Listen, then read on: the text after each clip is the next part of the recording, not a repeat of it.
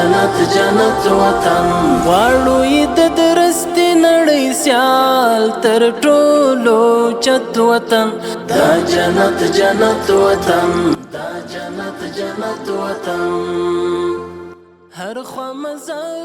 د پوهنې وزارت د کیفیت تضمین معین الحاج مولوي عبدالخالق صادق او د څېړنو رئیس ډاکټر محمد عمر دورانزی د پوهنې وزارت د سرپرست الحاج مولوي حبیب الله آغا له لوري په ستاینلیکونو وویاړل شول. د پوهنې وزارت د کیفیت تضمین معین الحاج مولوي عبدالخالق صادق په مشرۍ غونډه چې پکې د یاد وزارت د مرکزي څانګو یو شمېر رئیسانو هم ګډون درلود د معیاري ازموینو بورډ معرفي شو.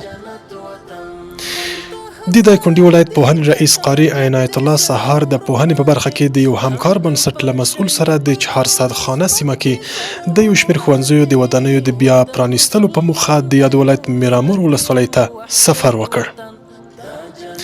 د پوهنې وزارت د دعوت او ارشاد رئیس مولوي جمعه خان سروري په مشرۍ پلاوي هلمند ولایت ته سفر وکړ او د یاد ولایت د پوهنې له رئیس علما کرامو د امر بالمعروف او نهي عن المنکر ریاست له مسؤلینو او د ښوونیزو بنسټونو له مبلغینو سره د کتنو سربیره د لښکرګاه ښار له یو شمېر ښوونځیو څخه څارنه وکړه.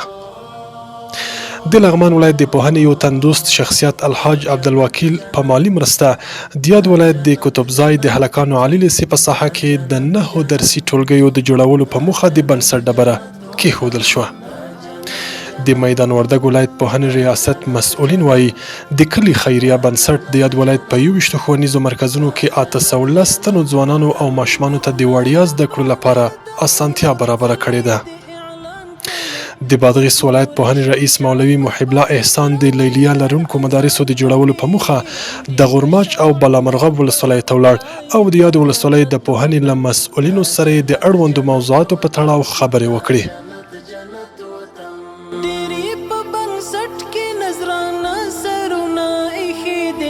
دا چې نن بهار دی چا په اورګامونه ایښي